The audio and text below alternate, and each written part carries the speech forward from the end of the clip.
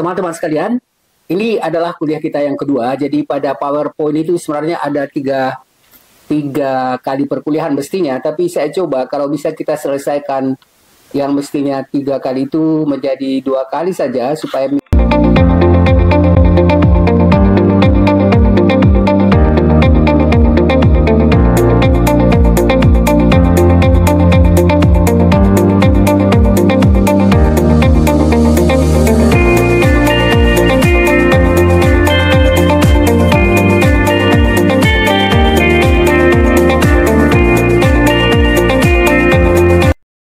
teman-teman sekalian, ini adalah kuliah kita yang kedua. Jadi pada PowerPoint itu sebenarnya ada tiga kali perkuliahan mestinya, tapi saya coba kalau bisa kita selesaikan yang mestinya 3 kali itu menjadi 2 kali saja supaya minggu depan kita masuk pada positivisme ilmiah. Karena memang di situ sebenarnya baru kita membicarakan tentang bagaimana riset-riset itu dilakukan secara akademis. Dan ini adalah kuliah pengantar yang memang mestinya tidak bisa diabaikan begitu saja. Teman-teman sekalian, saya kalau minta ada di antara teman-teman yang bisa PowerPoint-nya itu dari bukan dari saya karena ini hurufnya kecil sekali, saya tidak bisa baca kalau dari PowerPoint yang dari sini. Kebetulan ini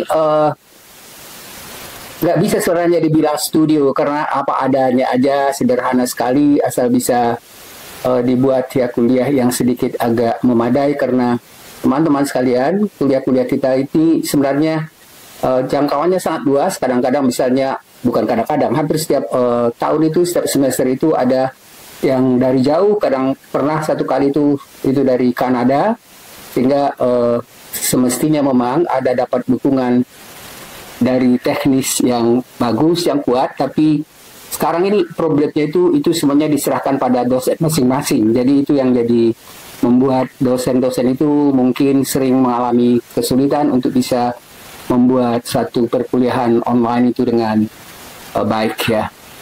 Kalau saya sendiri sebenarnya menginginkan bagaimana supaya kuliah-kuliah itu bisa diusahakan sebaik mungkin. Teman-teman sekalian, ini masih ada permasalahan rasio versus mitos. Ingat, ilmu pengetahuan pada masa Yunani, ingat ya, filsafat pada masa Yunani itu dengan menggunakan rasio, ingat, rasionalitas, dan kemudian rasio itu menggantikan penjelasan mitos. Ingat bahwa akhirnya rasionalitas itu sangat penting sekali untuk dasar penjelasan ilmiah.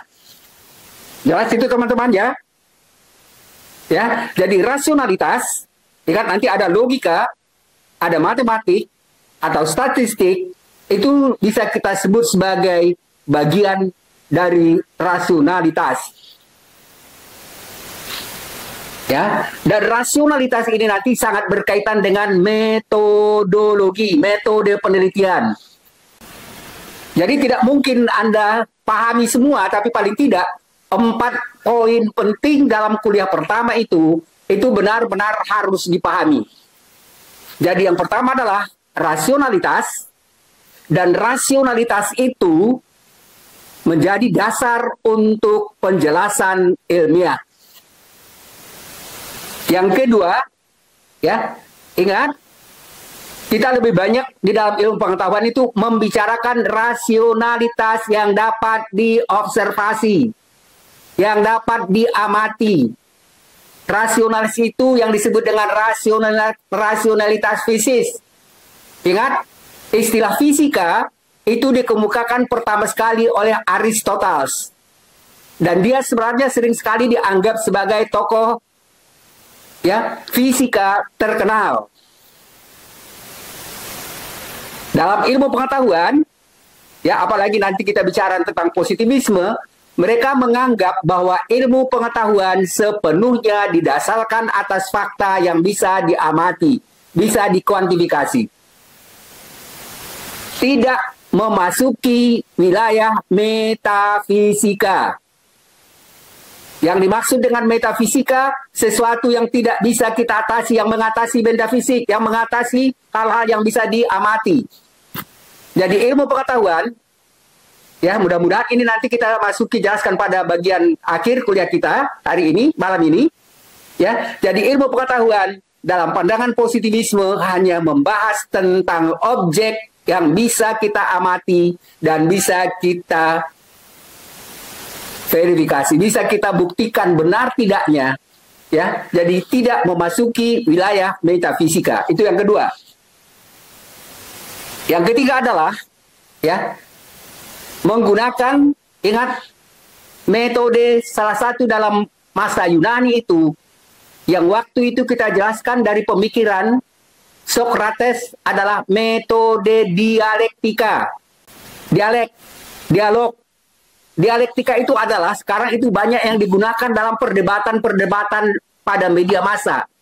Jadi, ya, ada satu pendapat, kemudian ada pendapat itu disebut dengan tesa, dan kemudian ada yang menolaknya, menentangnya, itu disebut dengan antitesa, dan kemudian dicoba digabungkan kedua pandangan itu menjadi sintesa, tapi nanti sintesa itu memunculkan apalagi yang disebut dengan antitesa, dan kemudian ada sintesa baru. Ingat teman-teman sekalian, dialog ini salah satu metode yang sangat sering digunakan pada perdebatan melalui media massa. Ya, jadi sudah ada 3 poin penting itu. Itu harus benar-benar Anda ingat. Yang keempat adalah, ingat, empiri, metode pengalaman, empirisme. Empirisme menjadi metode penting pada ilmu pengetahuan, dan ingat waktu kemarin itu, minggu lalu itu kita jelaskan melalui pemikiran atau pengalaman Archimedes. Ingat, Archimedes itu masuk ke kolam renang, bukan kolam renang seperti sekarang ya, hanya kolam renang kecil ya, dan kemudian dia masuk menjebur ke kolam itu dan tidak memakai pakaian, kemudian dia merasa kurang beratnya, tiba-tiba dia mengatakan, saya sudah menemukan jawaban yang diminta pada saya untuk diselesaikan, dan kemudian dia mengungkapkan istilah eureka, setelah kutemukan. Sekarang kalau misalnya ada penemuan-penemuan baru yang sangat berarti, ya, itu biasanya selalu dikatakan para ilmuwan itu dengan istilah eureka, saya temukan, saya telah menemukan. Teman-teman sekalian, ingat, di dalam riset tesis Anda harus memerlukan hal-hal yang baru, dan nanti kita jelaskan apa yang dianggap baru itu. Yang dianggap baru itu adalah hal yang belum dibicarakan orang lain, ada Anda tambahkan di situ hal barunya. Hal baru itu bisa menjadi sebagai misalnya antitesa dari pandangan yang sudah ada. Nanti kita jelaskan itu, karena pada tesis dan disertasi harus ada yang kita sebut dengan novelty, hal yang baru. Teman-teman sekalian, jadi kuliah kita mulai dari kuliah pertama sampai terakhir itu selalu ada dialektikanya. Ada saling keterkaitan antara satu yang kita bicarakan sebelumnya dengan pembicaraan yang berikutnya. Teman-teman sekalian, sekarang kita mulai bicara, ya, sambungan yang minggu lalu, kita kan waktu itu jelaskan misalnya tentang pemikiran Islam, filsafat Islam. Jadi teman-teman sekalian, coba ambil ke pemikir Islam. Teman-teman sekalian, ingat, setelah pemikir Yunani itu, setelah filsafat Yunani itu, maka muncul apa yang kita sebut misalnya nanti perkembangan pemikiran Islam. Pada video itu, ya mestinya itu tetap disampaikan, ditampilkan, itu Anda lihat bahwa, ya, ada masa kejayaan Islam, dan masa kejayaan Islam itu adalah sebenarnya pemikiran yang dikemukakan oleh ilmuwan-ilmuwan Islam yang mereka sebenarnya memperoleh sumbernya itu dari filsuf Yunani. Teman-teman sekalian, ingat waktu itu saya katakan, ya, dalam pemikir Islam itu mereka sebenarnya melihat tidak ada pertentangan antara agama dan ilmu pengetahuan, dan itu yang waktu itu kita jelaskan secara ringkas, bahwa Nabi Muhammad sebelum diangkat menjadi rasul, justru dia menemukan atau memperoleh wahyu pertama sewaktu berada di Gua Hira, dan di situ dia justru mendapatkan wahyu Iqra bismi rabbikal ladzi khalaqal insana min 'alaq dan seterusnya. Teman-teman sekalian, jadi jelas sekali sebenarnya di dalam Islam itu dikatakan bahwa belajar, ya kan, membaca, bacalah dengan nama Tuhanmu, karena begini, dalam pemikiran Islam itu sebenarnya alam ini kan ciptaan Tuhan, ya. Jadi ciptaan Tuhan itu, ingat tadi realitas alam ini itu adalah ciptaan Tuhan, dan oleh karena itu sebenarnya tidak ada mestinya pertentangan antara ilmu pengetahuan dan agama. Jadi teman-teman sekalian, jadi ingat ya, jadi di sini dikatakan bahwa sebenarnya ada ya dukungan sebenarnya agama itu terhadap ilmu pengetahuan. Dan ingat teman-teman, saya hanya memberikan sedikit penjelasan pada bagian berikutnya. Coba misalnya masuk pada ini, Anda lihat ya, pada filsuf Muslim kita tidak jelaskan satu demi satu supaya kita bisa misalnya masuk nanti pada bagian yang kita akhiri dalam semester ini, kuliah ini. Yang pertama adalah Al-Kindi, kemudian ada Al-Farabi. Teman-teman sekalian, ringkasan dari pemikiran mereka sebenarnya ada saya buat di situ dalam ringkas, waktunya itu sangat ringkas sekali. Dan kemudian ada Ibn Sina. Ingat teman-teman, ini sedikit saya jelaskan. Ibn Sina ini, dia adalah seorang ahli kedokteran, dan hampir 1000 tahun kedokteran di Barat itu sebenarnya belajar dari buku-buku Ibn Sina. Teman-teman sekalian, ya, PBB melalui lembaga yang sifatnya di bawah organisasi PBB itu ada namanya UNESCO. Dan UNESCO itu kalau tidak salah tahun 1980-an memberikan penghargaan pada Ibn Sina sebagai ilmuwan yang diakui sebagai ilmuwan secara global. Dia adalah ilmuwan yang besar. Kemudian teman-teman sekalian, pada bagian berikutnya misalnya Anda lihat di situ ada Al-Ghazali, tapi ini saya tidak bahas karena ini dia lebih banyak misalnya bicara tentang filsafat Islam. Teman-teman sekalian, ada lagi sebenarnya yang menarik dari pemikir ini, yaitu adalah apa yang disebut dengan Ibn Khaldun.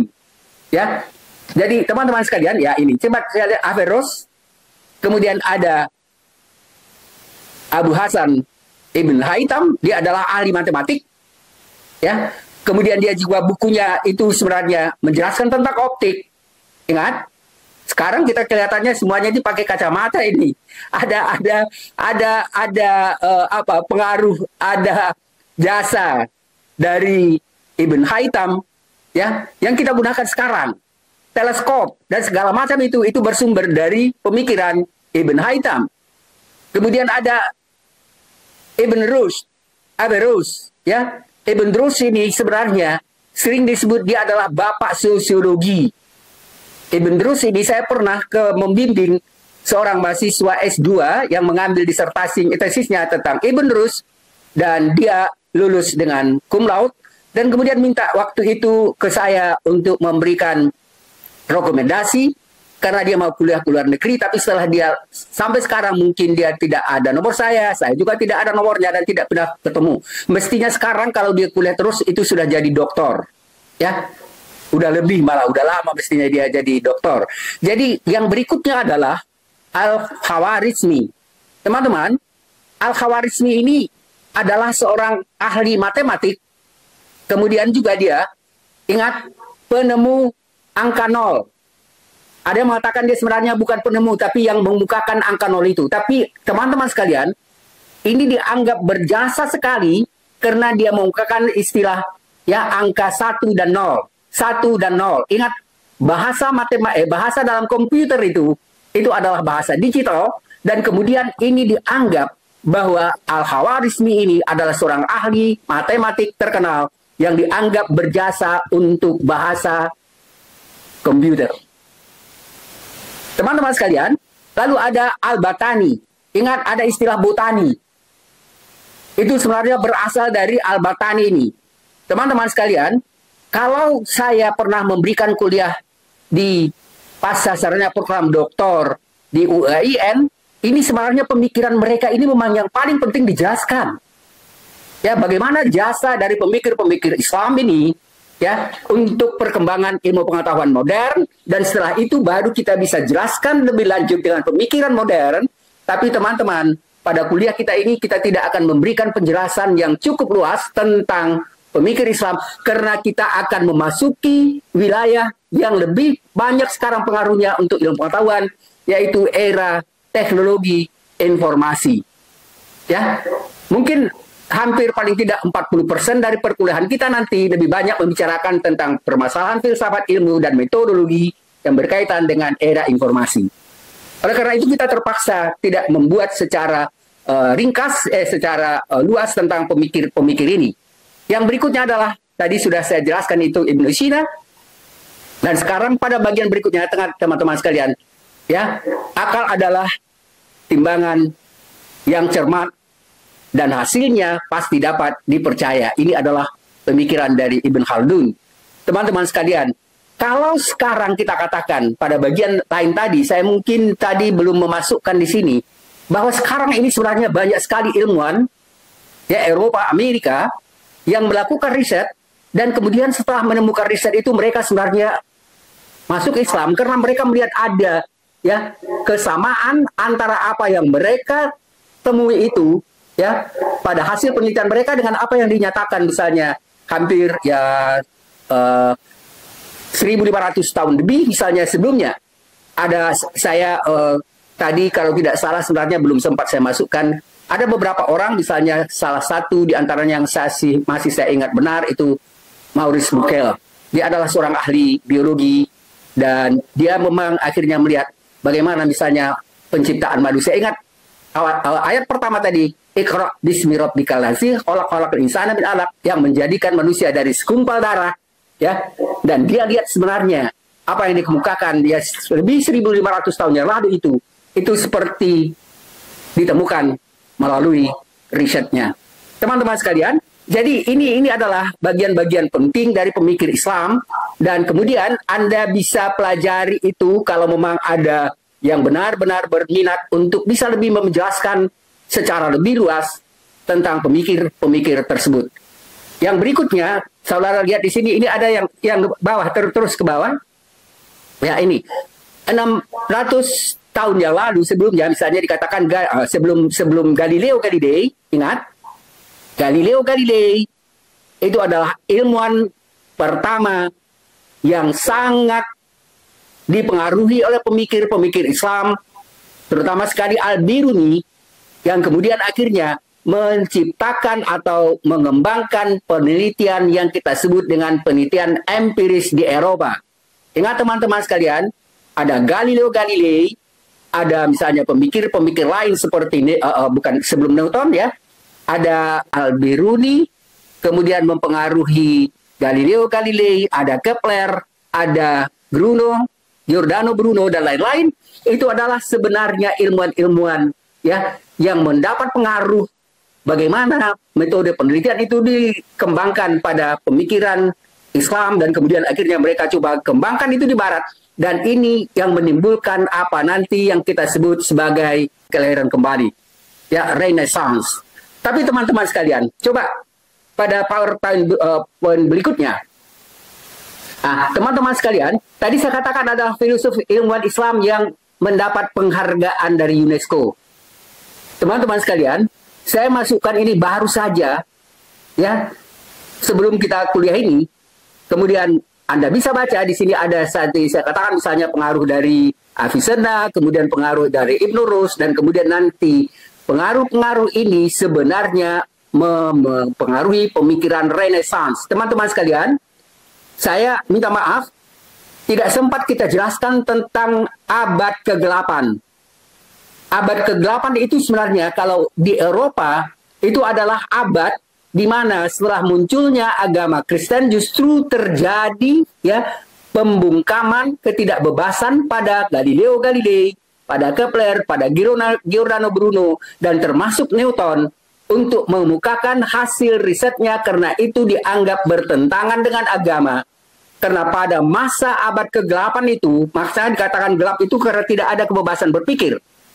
Pada abad ke-8 itu, justru ilmu pengetahuan, ya, empiris itu tidak dianggap penemuan itu sebagai satu kebenaran, tapi itu model bid'ah. Jadi itu harus dilarang dan kemudian akhirnya para ilmuwan itu justru mendapat hukuman. Ya, ada malah yang dihukum bakar. Nah, pada masa ini sebenarnya ratusan tahun, jadi sampai abad ke-11 di Eropa baru mulai apa yang kita sebut dengan Renaissance.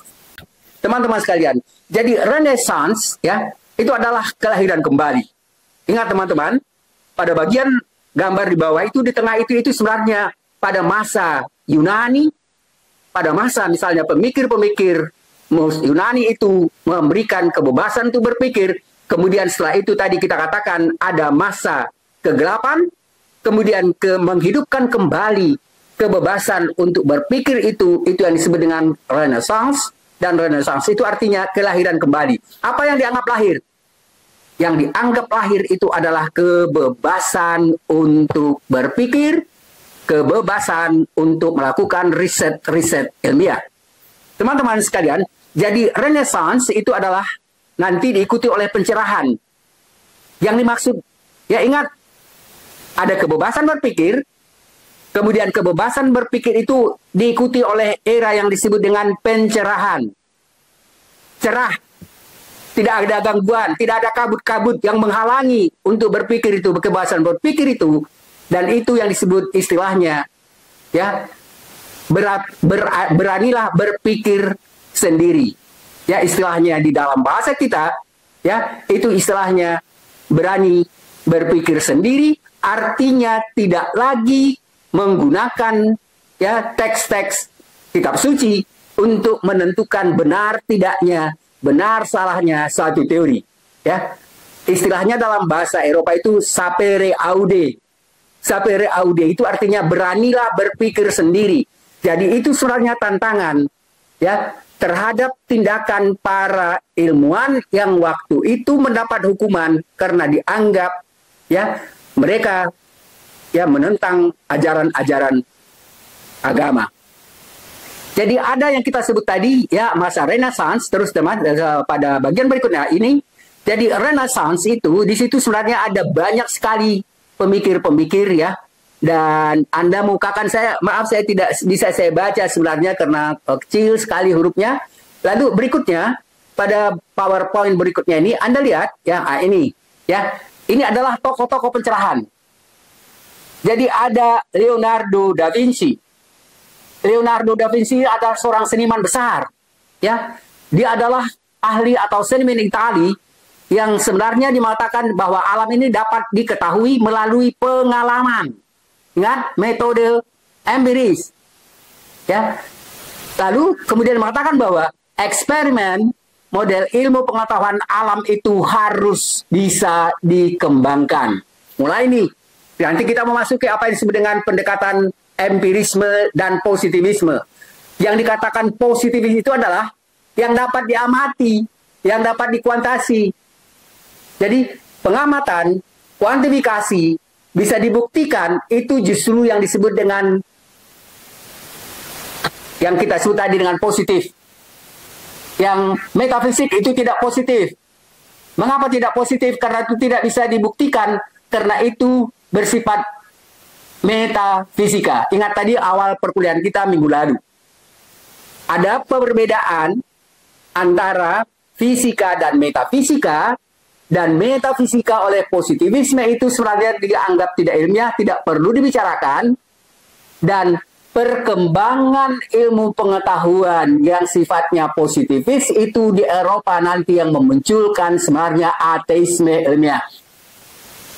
Mengapa mereka ateis? Karena tidak percaya sesuatu yang tidak bisa diamati.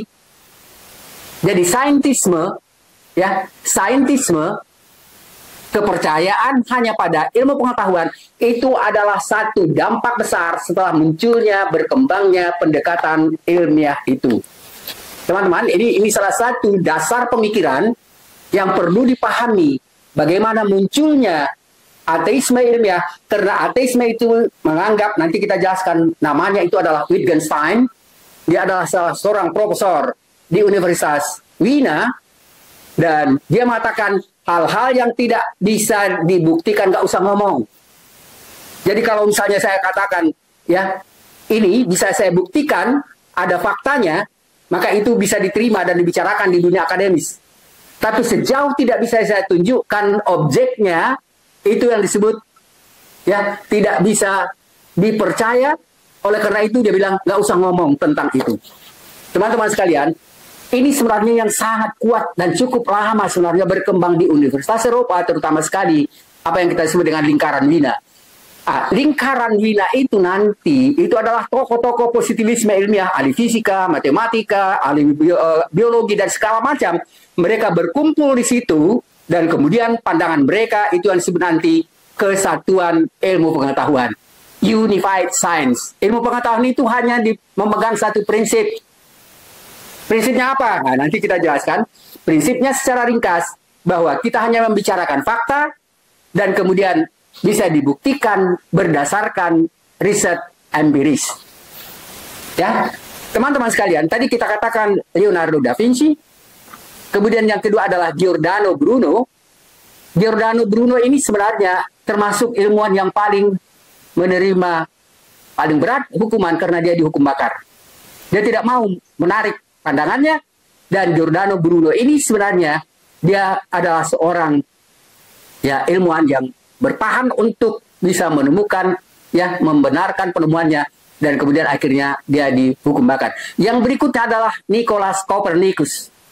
Ya, ini juga adalah salah seorang pejuang penting di dalam perkembangan apa yang kita sebut tadi dengan Renaissance, dan kemudian dia juga, ya, terutama sekali dia menjadi istilah yang mengungkapkan tentang heliocentris, yang sebelumnya kan dianggap pusat bumi ini, alam ini adalah bumi, kemudian dia mengatakan, ya, bahwa pusat alam ini bukan bumi tetapi matahari, heliocentris. Dan yang berikutnya adalah apa yang kita katakan di sini adalah apa, Pierre Bourdieu.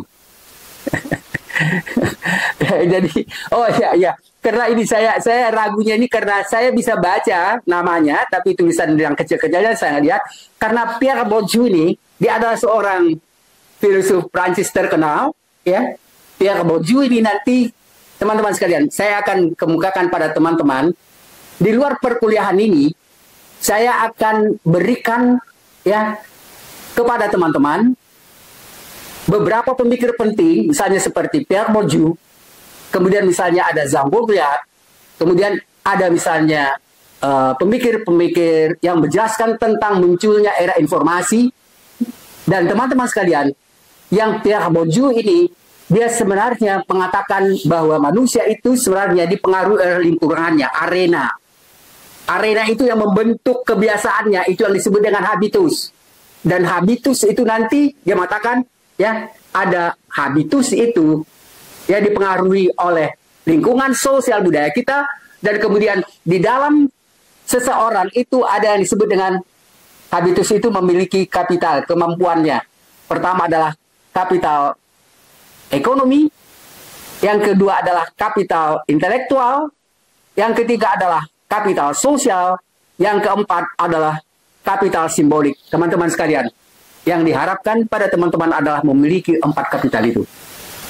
Kemampuan ekonomi yang tinggi, karena kemampuan ekonomi yang tinggi memungkinkan Anda untuk kuliah, dan juga misalnya anak-anak segala macam kuliah sampai apa. Kemudian, ya, ekonomi yang tinggi itu akan memungkinkan Anda misalnya, ya, juga mempunyai banyak pengaruh di lingkungannya. Itu menimbulkan apa yang disebut dengan, ya, kapital sosial. Anda berada pada kapital sosial yang bagus, dan kapital sosial itu akan memberikan kemungkinan pada kita untuk lebih berkembang. Dan kemudian ada kapital yang disebut dengan kapital, ya, gabungan. Kalau ada misalnya, ya, tinggi ekonominya, tinggi kemampuan intelektualnya, tinggi kemampuan sosialnya, berarti Anda mempunyai apa yang disebut dengan kapital simbolik. Orang itu pasti menghargai. Ada simbol, ada kelebihan. Anda bisa sekarang lihat bagaimana misalnya kalau seseorang itu menjadi pejabat, tidak memiliki kapital itu. Anda lihat sekarang bagaimana misalnya, ya, yang dihadapi oleh calon, sebenarnya nggak calon lagi, kelihatannya mungkin akan tidak beberapa hari lagi akan diumumkan jadi wakil presiden. Tapi coba bayangkan itu. Kalau menurut saya itu sebenarnya beban berat bagi Gibran, karena sama sekali tidak mempunyai kapital-kapital itu. Dengan berhadapan dengan misalnya, ya katakanlah misalnya seperti teman-teman atau orang yang memiliki kapital ekonomi.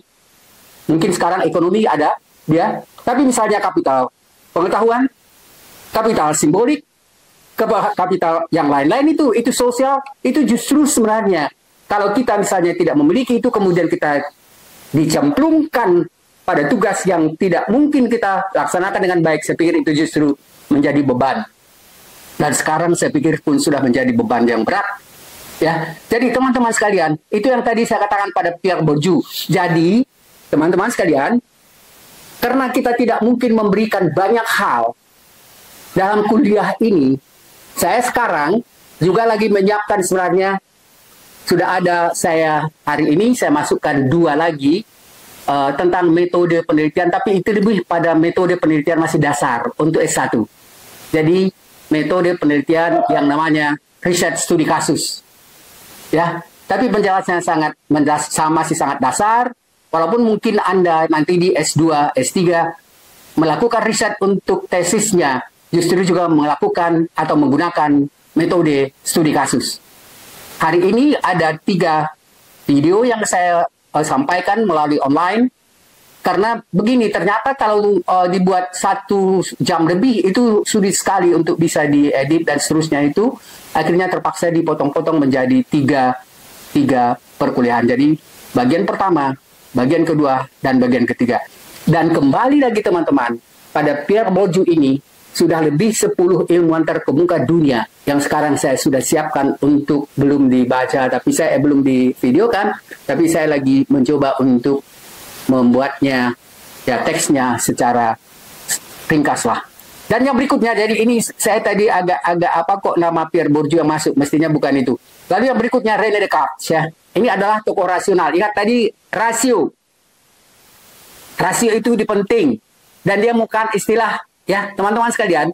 Kalau Anda baca nanti teks itu, dia mengatakan istilah cogito ergo sum.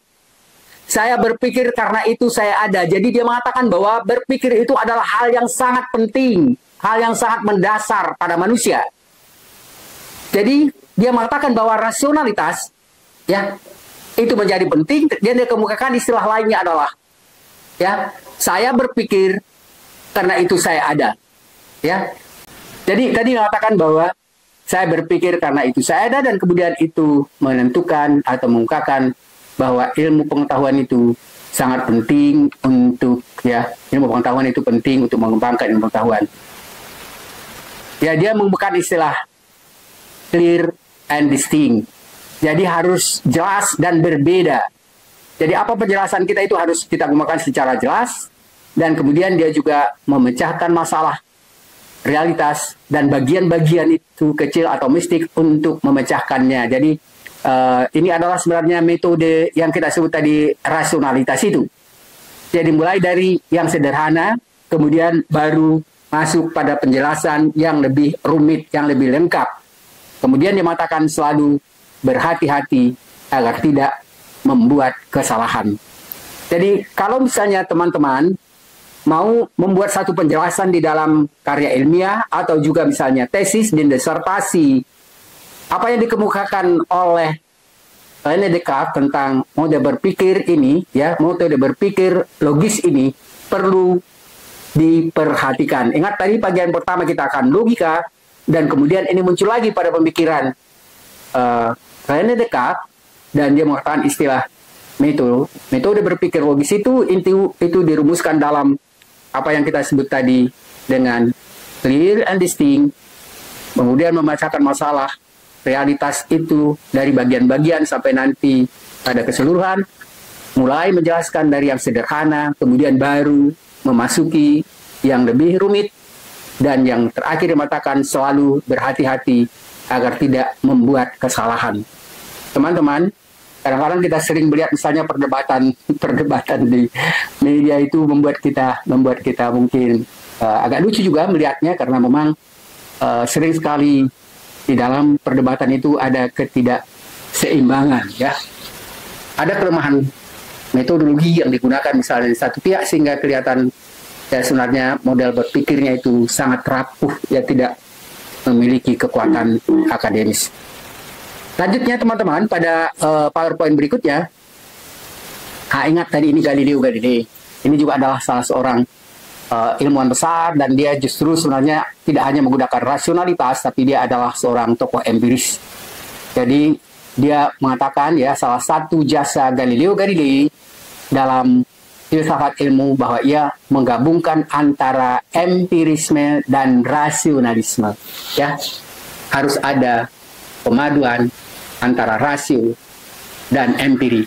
Jadi empiri itu harus kita jelaskan dengan bantuan berpikir yang dikemukakan tadi oleh René Descartes.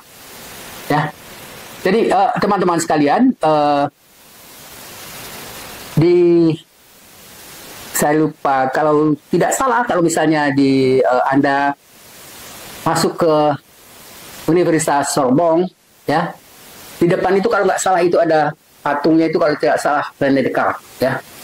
Jadi ada patung, sebenarnya patung sederhana saja, tapi itu mengingatkan karena Universitas Sorbonne itu sebenarnya kampusnya itu kampus yang lama, sama juga misalnya kalau kita lihat seperti ya paling tidak dari foto-foto misalnya Harvard atau misalnya Oxford, itu adalah ya termasuk universitas-universitas pertama yang didirikan di Eropa sebagai pengaruh dari apa yang kita bicarakan tadi tentang ya munculnya Renaissance dan abad pencerahan. Dan sampai sekarang misalnya universitas itu menjadi suratnya universitas terkemuka di dunia. Jadi orang pasti bangga kalau misalnya sempat menyelesaikan S1 atau S2 atau S3 di Harvard atau misalnya di Oxford, ya teman-teman sekalian. Dan berikutnya begini begini teman-teman, saya memang tidak pernah kuliah ke sana, tapi saya selalu mencoba misalnya melihat apa yang berkembang, apalagi kalau misalnya kita masuk sekarang ini teman-teman ke kuliah-kuliah baru yang dibuka di Harvard dan Oxford dan universitas lain.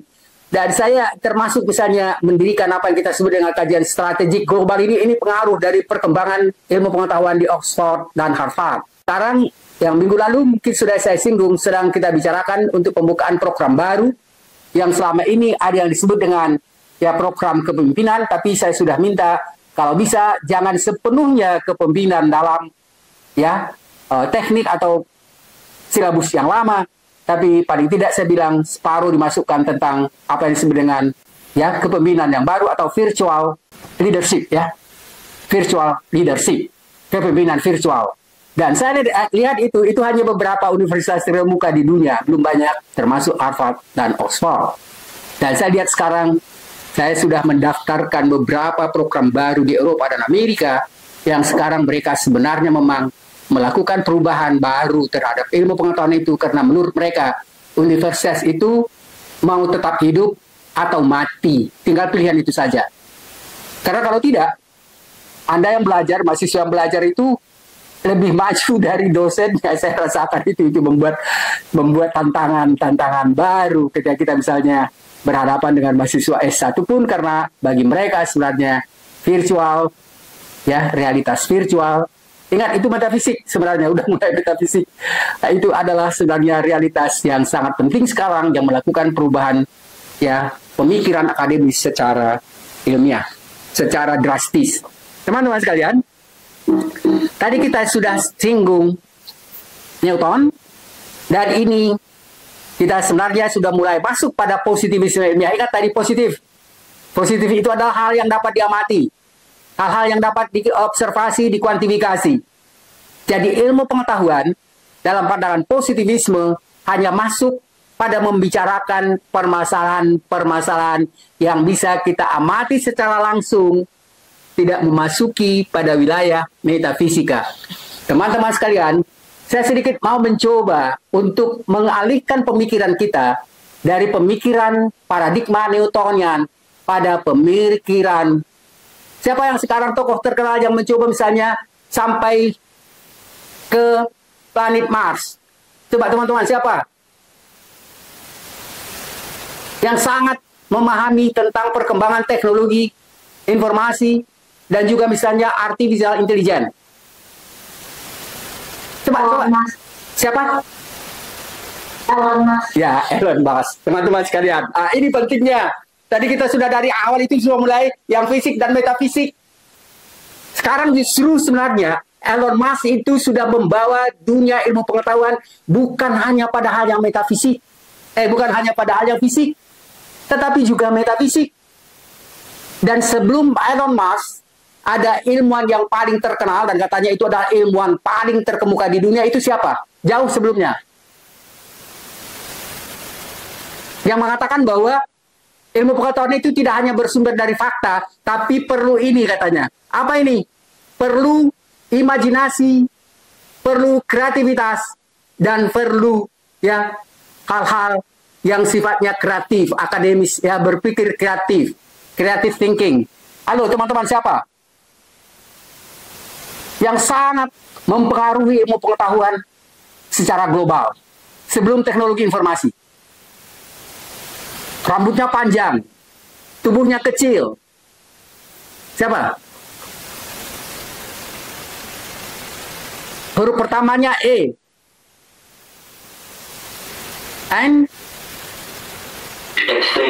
Einstein, ya. Ingat teman-teman. Einstein itu sebenarnya, ingat, Einstein itu adalah ilmuwan yang pertama juga mengukakan di Eropa, yang mengatakan ilmu pengetahuan itu tidak hanya seperti pandangan positivisme itu, hanya bertolak dari fakta yang dapat diamati dengan kuantifikasi. Dia sudah mengatakan bahwa perlu metode berpikir baru, dan nanti itu kita jelaskan pada kuliah-kuliah setelah kita masuk era informasi, yang kita sebut bukan lagi hanya logika thinking, ya, bukan hanya berpikir logis, tapi creative thinking, berpikir kreatif. Jadi ilmu pengetahuan hanya mungkin bisa berkembang dengan cepat kalau orang itu menggunakan model berpikir kreatif seperti yang dikemukakan, contohnya sekarang Anda kemukakan tadi, seperti Elon Musk.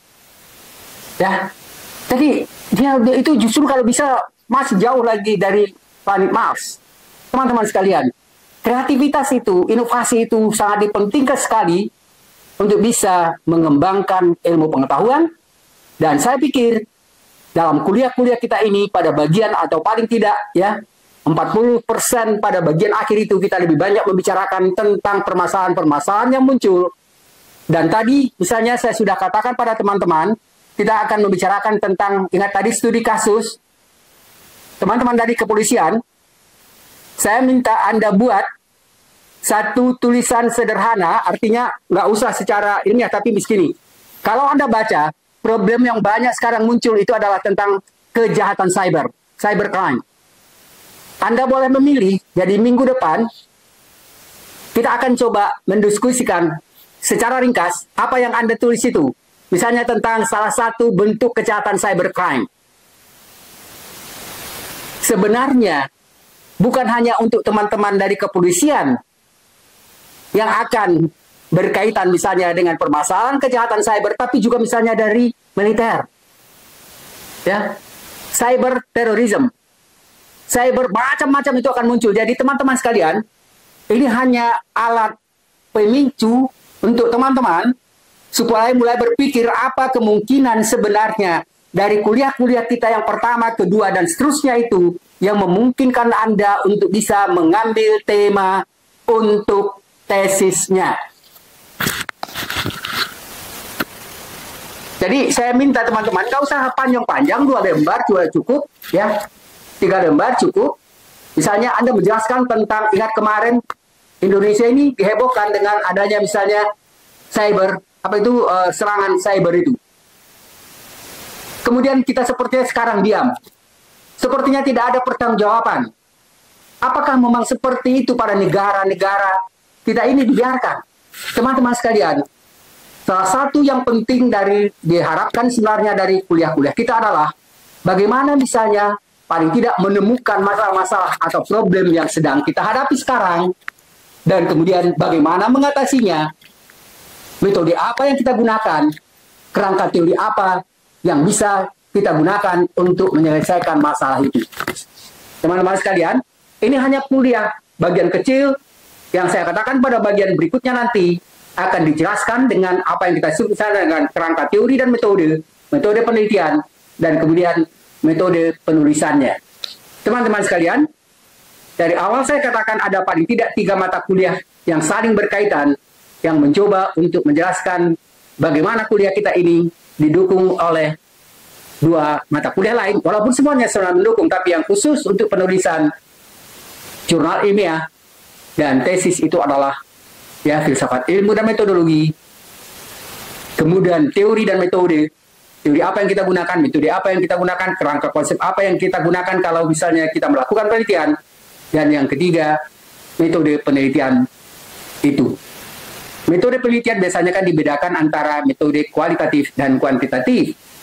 Teman-teman sekalian, saya sekarang saya katakan tadi, lagi menyiapkan paling tidak sekitar 10 metode penelitian kualitatif, dan saya coba usahakan untuk bisa membuat 10-10-nya, dan itu bisa menjadi 20 video lebih, karena memang tadi saya diberitahu oleh anak yang menjelaskan itu nggak bisa terlalu panjang, karena akhirnya itu kesulitan. Jadi bilang mungkin karena kesulitan teknis, karena memang itu memerlukan mestinya komputer yang canggih dan lain-lain.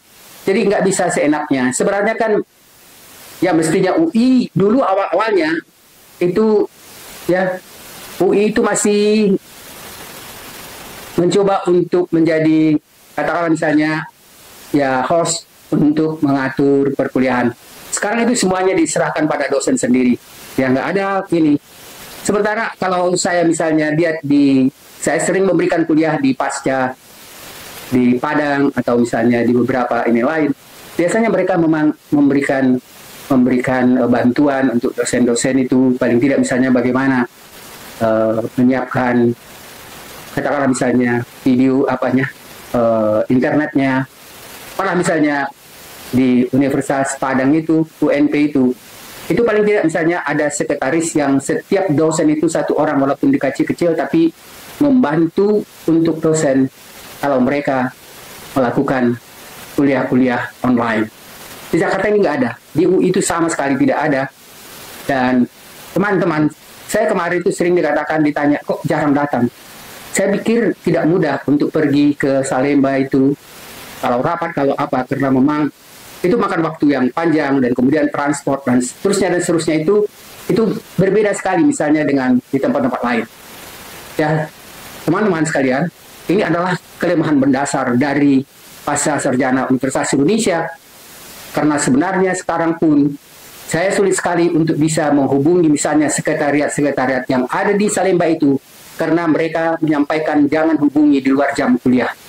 Karena kalau jam kuliah berarti mereka masih gunakan online atau misalnya, dan sering kalau di luar itu, maaf Pak, saya tidak punya ya pokoknya adalah keterbatasan itu, sehingga hal-hal yang seperti itu sebenarnya membuat kita juga agak terhambat untuk bisa memberikan perkuliahan sesuai dengan apa yang kita harapkan. Jadi saya sangat mengharapi kalau misalnya memahami kalau ada keterbatasan dalam perkuliahan, makanya saya juga coba kemukakan pada teman-teman supaya bisa paham kondisinya sebenarnya memang begitu. Ya, sudah ada beberapa teman malah keluar dari kajian strategi global, dan ada yang sekarang mengajar di Australia. Dia adalah waktu itu sebenarnya saya mengharapkan tim saya untuk kuliah-kuliah filsafat ilmu dan metodologi, terutama sekali menjelaskan tentang masalah cyber, tapi akhirnya dia keluar. Dia hanya baru 1-2 tahun di Universitas Indonesia, dan kemudian dia akhirnya keluar, dan sekarang dia mengajar di Australia. Teman-teman sekalian, itu kondisi-kondisi yang kita ini kan. Saya sering bilang ke teman-teman, ya kalau UI bertahan begini, saya pikir itu akan mengalami kesulitan untuk kemajuan dan perkembangannya. Karena sekarang universitas swasta itu berkembang sangat luar biasa. Teman-teman sekalian, saya cukup lama mengajar di Universitas Dina Nusantara, BINUS. Bagus sekali. Jadi ada dukungan yang sangat bagus dari universitas. Teman-teman sekalian, yang berikutnya tadi kita katakan bahwa ya ada problem-problem natural philosophy, filsafat pengetahuan alam. Dan ingat, ini menjadi sangat penting untuk mengembangkan metode yang kita sebut tadi, metode empiris eksperimental. Jadi teman-teman sekalian, ada ya Isaac Newton, dan Isaac Newton ini memang masih sangat ya menekankan riset-riset yang empiris itu. Dan tadi sudah saya kemukakan sedikit misalnya tentang pemikiran dari ya Elon Musk.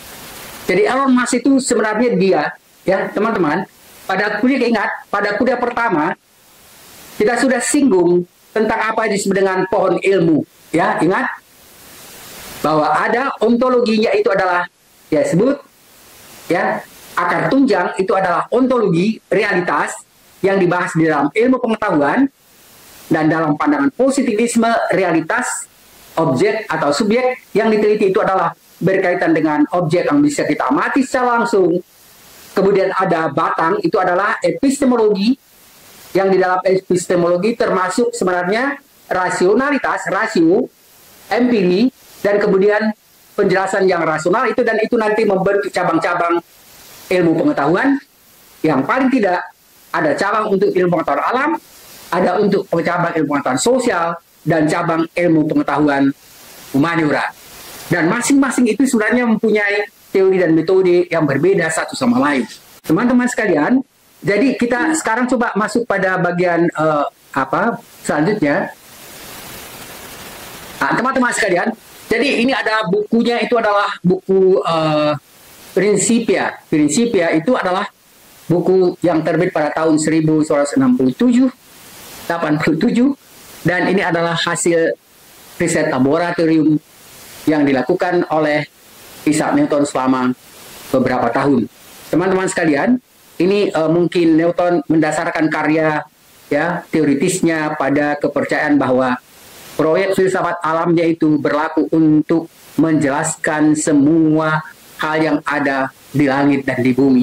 Sejauh itu bisa kita buktikan secara empiris. Ingat, dia sudah menggunakan apa yang disebut dengan teleskop, dan sekarang bukan lagi seperti teleskop yang dikembangkan pemikir Islam atau Newton, tapi misalnya teleskop yang sangat luar biasa, bisa misalnya menelusuri ya permasalahan alam itu sampai hampir tidak ada batas. Teman-teman sekalian, sekarang orang sudah mulai memikirkan ya bagaimana sebenarnya dulu dalam Islam yang dikatakan ketika Nabi Muhammad itu Isra Mi'raj. Karena dulu dianggap tidak mungkin secara rasional Isra Mi'raj itu bisa dilakukan karena memerlukan misalnya kalau dengan alat saja pun dengan pesawat itu memerlukan kecepatan yang mengatasi kecepatan cahaya. Sekarang ilmu pengetahuan sudah bisa melakukan itu. Dan ke depan bagaimana lagi perkembangannya. Jadi teman-teman sekalian, sekarang ini justru kita misalnya melihat bagaimana perkembangan teknologi yang sangat luar biasa itu. Dan itu nanti yang kita coba jelaskan. Mudah-mudahan minggu depan kita mulai menjelaskan bukan lagi pada positivisme ilmiah. Ingat, positivisme ilmiah tadi mulai dari pemikiran Yunani. Kemudian kita harus menggunakan apa yang kita sebut dengan metode empiris. Dan metode empiris itu hanya bertolak dari ya pengalaman. Kemudian nanti kita analisis menggunakan misalnya rasio dan matematik. Dan hasilnya dianggap bahwa semua fenomena alam itu dimanapun sama.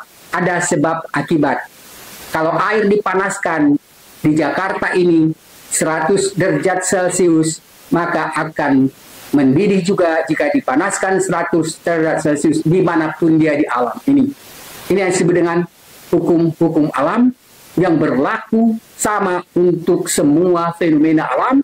Dan ini adalah salah satu prinsip yang kita katakan unified science, kesatuan ilmu pengetahuan. Mudah-mudahan nanti ada pada bagian bawah ini apa yang kita sebut dengan kesatuan ilmu pengetahuan itu. Teman-teman, coba lanjut berikutnya supaya kita bisa selesaikan karya-karyanya. Ini sebenarnya adalah ya course de filosofi positif. Kemudian dia mengatakan sistem yang disebut dengan sistem positif juga. Dan kemudian dia juga mengungkapkan misalnya perlunya pengaruh dari pemikiran tokoh-tokoh pencerahan. Kemudian juga misalnya menjelaskan tentang apa yang disebut yang real, yang nyata, dan diobservasi, yang bisa diobservasi itu menjadi sumber ilmu pengetahuan. Teman-teman sekalian, saya akan mudah-mudahan mencoba untuk membuat satu tulisan dari Jean Baudrillard, dia adalah pemikir Prancis yang membedakan. Sekarang ingat, ada realitas yang bisa kita amati, kemudian ada realitas yang disebut dengan realitas simulasi. Jadi kalau sekarang Anda melihat saya, kemudian saya melihat Anda, itu bukan realitas fisik. Itu adalah simulasi. Sama enggak simulasi dengan realitas fisik? Tidak sama. Sekarang begini, sama enggak foto Anda dengan Anda? Tidak. Tapi ada kemiripan. Kalau misalnya saya bisa bicara, tapi kalau misalnya foto saya tidak bisa bicara, tidak bisa bergerak, tidak bisa apa-apa. Ingat, ini hanya baru penjelasan sederhana tentang perbedaan antara realitas yang sesungguhnya dengan realitas virtual reality.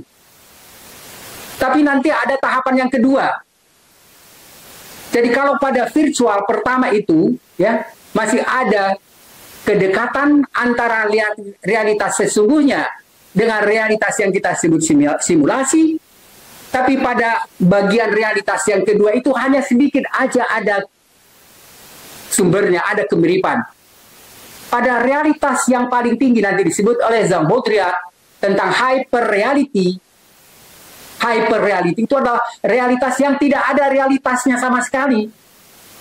Jadi sering sekali yang misalnya kita lihat di TV, itu adalah realitas yang kita sebut sebagai hyper reality.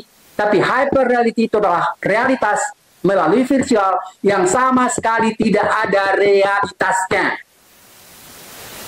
Teman-teman, kita akan belajar nanti pada bagian-bagian akhir itu tentang apa yang dikemukakan oleh Jean Baudrillard tentang apa yang disebut dengan hyper reality.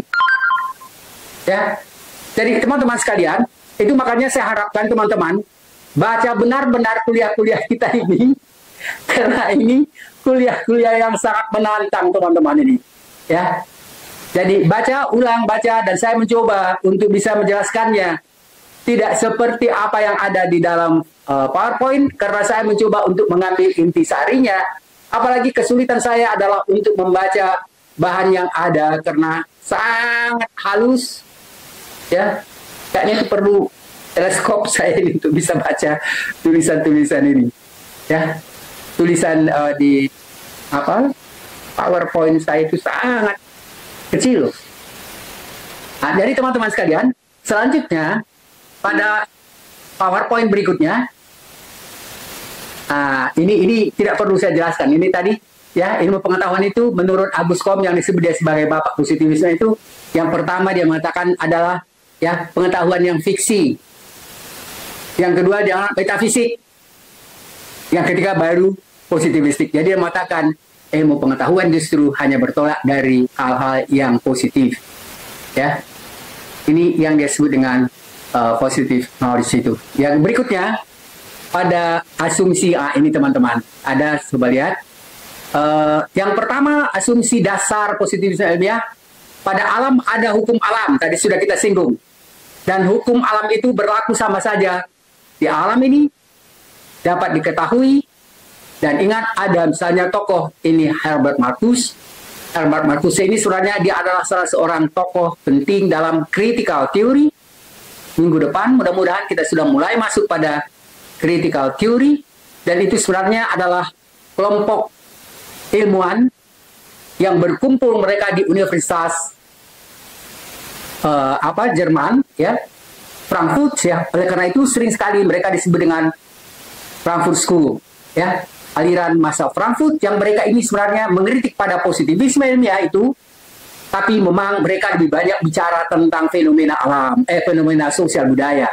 Sementara di negara lain, di Wina, ada Universitas Wina, dan itu terkemuka di dunia juga, mereka adalah kelompok ilmuwan-ilmuwan ilmu pengetahuan alam yang sebenarnya dua aliran ini berbeda sangat.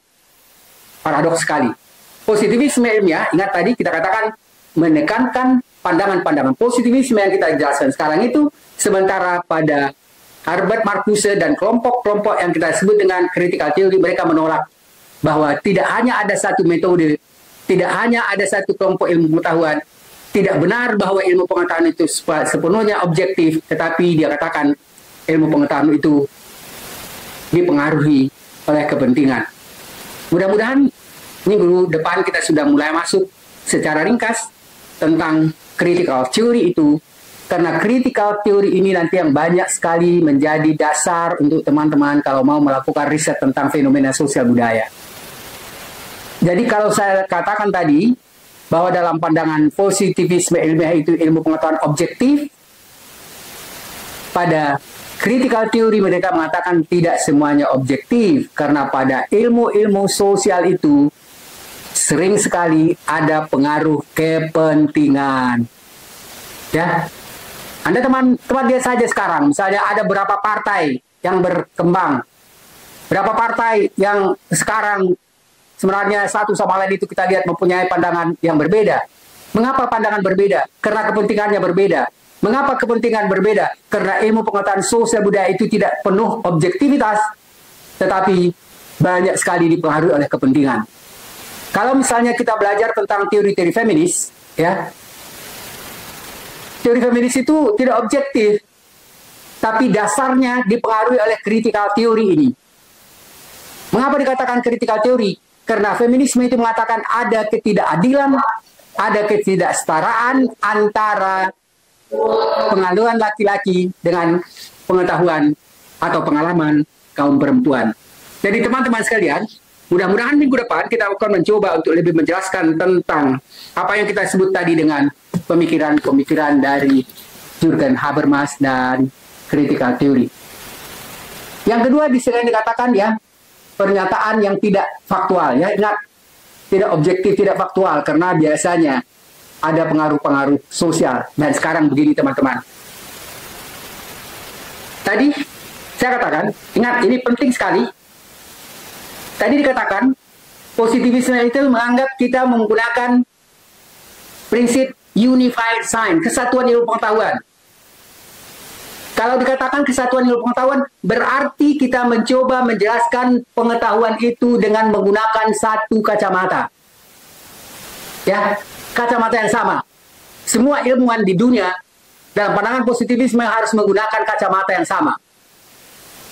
Kalau saya menggunakan kacamata yang sama dengan teman-teman, dan kemudian saya tanya teman-teman ini warnanya apa, maka akan sama antara penjelasan kita semua dengan warna ya cangkir ini. Ya. Nah, sekarang bagaimana kalau ada di antara kita yang pakai kacamata transparan, ada kacamata hitam, ada kacamata kuning, ada kacamata biru. Sama nggak kita menjelaskan objek ini? Aduh, gimana? Sama nggak warnanya? Kita menggunakan kacamata yang berbeda. Lalu sama nggak kita menjelaskan tentang warna ini? Halo? Tidak ada suara? Beda, Pak. Beda. Nah, sekarang begini. Kalau kepentingannya berbeda, kalau kacamatanya berbeda, sama nggak? Nah, hasilnya tentu tidak. Itu sebenarnya yang dikemukakan oleh mazhab Frankfurt. Dalam dunia ilmu pengetahuan itu ada kacamata yang berbeda, tapi dia istilahnya paradigma, paradigm, model yang kita gunakan, kacamata yang kita gunakan. Ingat istilah paradigm, paradigma yang berbeda, kepentingan yang berbeda, maka hasilnya berbeda. Ingat, ini prinsip penting, ya. Admiral, kemudian saya lihat teman-teman semuanya serius sih ya. Admiral, ini prinsip penting untuk menjelaskan bahwa dalam dunia ilmu pengetahuan itu dalam pandangan critical theory tidak semuanya sama, karena kita tidak menggunakan objek kacamata yang sama. Kita tidak menggunakan ya paradigma istilahnya. Minggu depan kita jelaskan itu, kita tidak menggunakan paradigma yang sama. Kalau paradigmanya yang sama itu memang bisa sama semua, tapi ketika di dalam ilmuwan pengetahuan itu menggunakan paradigma yang berbeda, maka hasilnya akan berbeda. Ya, jadi teman-teman sekalian, sebelum kita menjelaskan tentang konsep paradigma itu, sekarang sudah ada dalam dasar pemikiran teman-teman argumen yang mengatakan bahwa ilmu pengetahuan itu, apalagi ilmu pengetahuan sosial budaya, tidak objektif murni karena sering sekali didasarkan atas kepentingan tertentu. Ada yang ingin ditanyakan?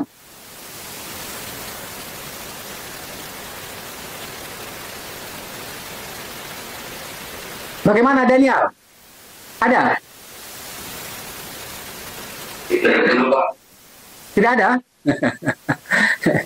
Lalu Samuel, ada nggak Samuel? Ada yang ingin ditanyakan? Ya, jadi teman-teman sekalian, coba diulang-ulang karena ini makin lama, ya, makin lama penjelasan kita itu makin memerlukan pemahaman yang lebih jelas, dan kemudian kita akan mencoba untuk menjelaskan berbagai macam masalah. Yang tadi, ya, kita membicarakan misalnya tentang bermacam-macam tentang kejahatan cyber, ya, baik yang akan dihadapi teman-teman ilmu kepolisian atau juga misalnya dari, ya, kemiliteran, cyber war, perang cyber. Perang cyber itu sekarang lebih banyak dilakukan, dihadapi daripada perang persenjataan langsung. Teman-teman sekalian, jadi kita mulai dari kuliah pertama, kedua, dan seterusnya itu akan mencoba untuk misalnya paling tidak mengingatkan teman-teman bahwa ada bidang-bidang baru yang harus kita pahami karena kita akan menghadapinya, dan kemudian kita memiliki tugas untuk bisa mengatasi masalah-masalah itu. Jadi tadi kita sudah menjelaskan misalnya tentang pernyataan yang tidak faktual, itu tadi dikatakan tidak masuk akal, tidak diterima. Kemudian pada pemikiran critical theory mereka mengatakan faktual itu juga tidak sama dijelaskan kalau misalnya kita menggunakan paradigma yang berbeda. Kemudian berikutnya perkembangan intelektual menyebabkan perubahan sosial budaya. Teman-teman sekalian, sekarang begitu kita masuk era teknologi informasi dan artificial intelligence, hampir menurut saya sebagian besar ilmu pengetahuan yang lama itu tidak begitu berguna lagi kita terus-terus wariskan.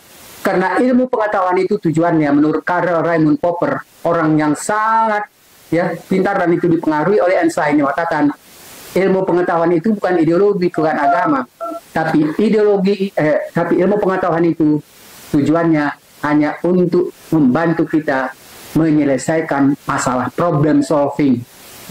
Yang kita hadapi sekarang pasti sudah berbeda dengan yang dihadapi sebelum ada teknologi informasi dan artificial intelligence.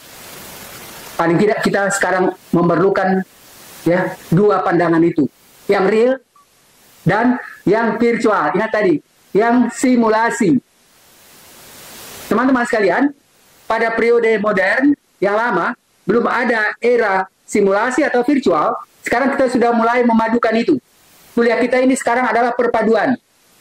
Anda melihat saya melihat Anda, tapi itu bukan realitas yang sesungguhnya. Tapi itu adalah simulasi. Jelas?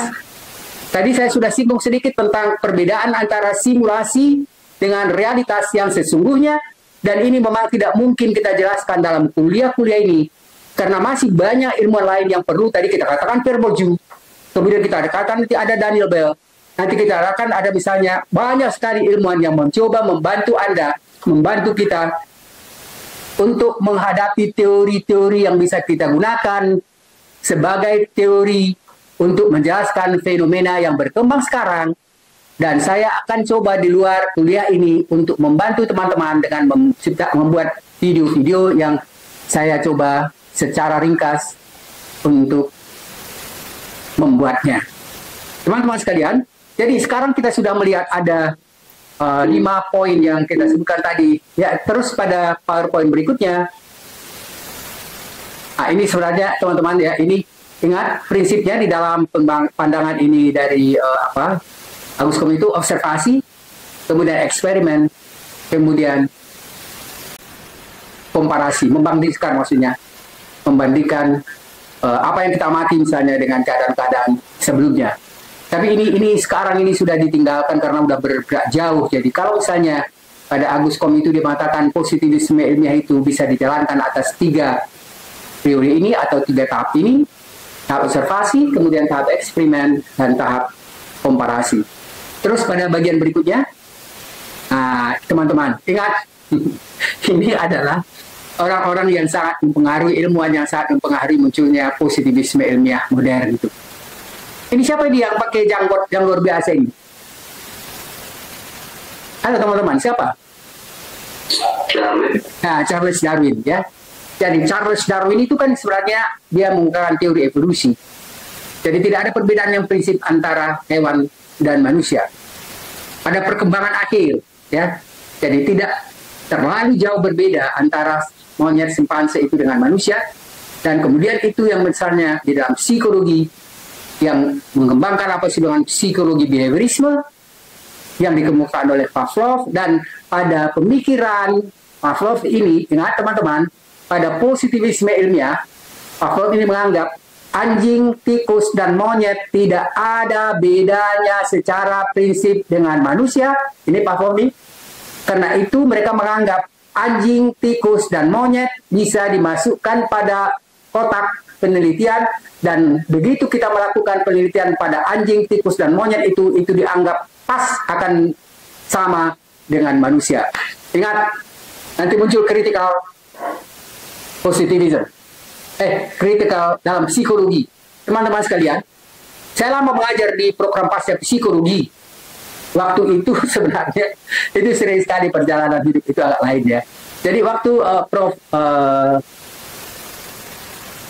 Menteri Pendidikan waktu Fuad Hasan, dia profesor yang memberikan kuliah-kuliah tentang ya filsafat psikologi, tapi bukan positivistik. Lalu dia jadi menteri, kemudian dia hubungi saya dan meminta saya untuk memberikan kuliah di psikologi, karena dia mengatakan dosen-dosen di psikologi itu umumnya adalah behavioris ya, sangat dipengaruhi oleh Pavlov, Darwin. Lalu saya diminta mengajar di situ, dan saya cukup lama mengajar di program pasca psikologi, dan salah satu tema yang dibicarakan itu adalah tentang behaviorisme dan bagaimana manusia itu dalam pandangan para behavioris. Teman-teman sekalian, ini sudah kita mendekati pada bagian akhir. Ini yang kita katakan tadi tentang lingkaran Wina. Ini adalah tokoh-tokoh ini ya. Saya tidak akan jelaskan satu demi satu, karena kalau saya dari filsafat ya, memang saya mempelajari lingkaran Wina ini satu semester ya. Jadi saya pelajari semua tentang pemikiran Wittgenstein, tentang Rudolf Carnap, juga misalnya tentang pemikiran dari Albert juga misalnya dari pemikir-pemikir lain ya, dan semua sebenarnya mereka memang sangat dipengaruhi oleh apa yang kita sebut tadi, Darwin. Nah sekarang ini sebenarnya dalam psikologi sekarang juga sudah berkembang apa sebenarnya cyber psychology ya. Kemarin saya saya tanya ada seorang profesor psikologi, saya bilang ada bagusnya sekarang sudah mulai di psikologi itu dipelajarkan tentang cyber psychology. Teman-teman sekalian, jadi ini adalah Anda lihat teman-teman pokok pikiran lingkaran Wina. Persoalan bahasa, ingat, bahasa itu hanya dianggap diterima bahasa yang bisa dibuktikan. Ini yang disebut dengan bahasa yang membingungkan. Itu kalau tidak ada faktanya itu membingungkan dan tidak boleh masuk dunia ilmiah. Kemudian dia mengatakan ya, perlu positivisme itu membangun bahasa baru. Bahasa baru itu adalah bahasa yang faktual, bahasa yang logis dan matematis. Jadi ingat, ilmu pengetahuan hanya faktual, logis, dan matematis. Kalau tidak itu nggak usah bicarakan. Yang berikutnya dikatakan membebaskan ilmu dari bahasa-bahasa yang tidak jelas, dan kemudian menekankan ya kejernihan penggunaan bahasa akademis. Teman-teman sekalian, mudah-mudahan ini bisa kita akhiri pada bagian berikutnya. Ini ada kalau tidak salah saya buat foto yang menarik. Nah ini Wittgenstein, tapi ini tidak bisa dijelaskan. Cuma dia begini, Wittgenstein itu mengatakan, jadi dia hanya memukakan bahasa ilmiah itu bahasa yang faktual dan logis. Ingat, di luar itu nggak usah masuk pada ilmu pengetahuan. Lalu pada bagian berikutnya, teman-teman yang lihat, ini yang warna hijau ini coba dibesarkan. Jadi ingat teman-teman, ini dari Bertrand Russell. Bertrand Russell ini memang masih sangat dipengaruhi positivisme ilmiah. Dan dia mengatakan, ingat teman-teman, pasti akan mengajukan tesis, dan kemudian apa hambatan terberat itu dikemukakan oleh Bertrand Russell itu, tantangan terbesar yang dihadapi oleh semua orang pemikir, semua orang yang mau menyelesaikan tesis disertasi adalah menyatakan masalah yang dihadapinya itu dengan sebuah cara yang memungkinkannya untuk mencari sebuah solusi. Ingat tadi sebelumnya ada Karl Raymond Popper, problem solving. Ada masalah kejahatan cyber, misalnya tentang hoax, jelaskan apa itu hoax, kemudian jelaskan apa yang maksud dengan hoax itu, dan kemudian bagaimana mengatasinya. Itu adalah penjelasan yang jelas, yang bisa Anda akhirnya ikuti, lebih memperluas dengan penjelasan yang saya katakan tadi, penjelasan jelas. Pahami apa yang maksud dengan hoax itu, bagaimana dia berkembangnya, kemudian bagaimana mengatasinya. Itu paling tidak sebenarnya, ya. Ya sebelumnya mestinya yang paling penting sebenarnya saya belum kemukakan itu. Anda kan kalau sudah atau untuk memahami masalah itu kan harus ada baca yang disebut dengan tinjauan pustaka. Jadi di dalam penulisan tesis dan disertasi, yang paling penting untuk bisa menyelesaikan dan memahami masalah itu, membaca buku-buku atau artikel yang berkaitan dengan masalah yang akan Anda teliti. Itu yang disebut dengan kajian pustaka. Mestinya itu nanti akan dijelaskan sebenarnya pada dosen yang memberikan kuliah tentang teori dan metode. Saya tidak ada waktu untuk menjelaskan itu, tapi itu adalah bagian penting dari apa yang kita kemukakan sekarang ini. Bagaimana misalnya menurut Bertrand Russell, seorang peneliti harus bisa memahami tentang kejelasan apa yang dihadapi, ada problemnya, kemudian bagaimana mengatasinya. Teman-teman sekalian, selamat malam, ya, dan mudah-mudahan ada manfaatnya. Ingat, ya materinya saya coba untuk meringkasnya, jadi yang semestinya 2 kali perkuliahan saya coba untuk mengambil intisarinya saja, dan kemudian mudah-mudahan harapan saya teman-teman bisa memahaminya. Dan coba teman-teman minggu depan kita mulai untuk menjelaskan sedikit masing-masing. Saya tanya, apa sih yang Anda tugas atau apa yang Anda kerjakan tentang cyber itu? Saya harapkan nanti teman-teman, karena ada yang sudah mengambil, saya ingat ada yang mengambil tentang tesisnya tentang hoax, ya. Itu S2 dari Ilmu Kepolisian, PTIK. Tapi teman-teman, banyak sekali nanti kita coba untuk misalnya ada kasus misalnya tentang korupsi, ada kasus misalnya tentang pelanggaran konstitusi, ada kasus, banyak sekali kasus-kasus yang bisa Anda teliti dengan menggunakan metode studi kasus. Nah, yang sudah ada, yang baru saya sampaikan melalui video itu adalah metode studi kasus. Saya hanya harapkan Anda bisa mungkin nanti mensubscribe itu, ya, dan kalau ada perlu saya sudah minta pada anak pada ini untuk saya bilang karena sering ada pertanyaan saya nggak bisa jawab lagi semua karena memang bisa Anda tujukan, sampaikan melalui WA, dan kemudian nanti pasti ditanyakan. Biasanya juga begitu, Pak, ya ini ada pertanyaan gitu ya, coba saya bilang coba jelaskan. Biasanya 1-2 masih bisa saya jawab, tapi kalau terlalu banyak mungkin bisa dijawab paling tidak mungkin secara lisan. Teman-teman sekalian, saya harapkan kuliah ini ada manfaatnya bagi kita semua. Dan saya mengharapkan ada foto. Kemarin saya ngajar di S3 itu rupanya mereka harus memberikan laporan bahwa kuliah kita itu benar-benar terjadi. Faktual.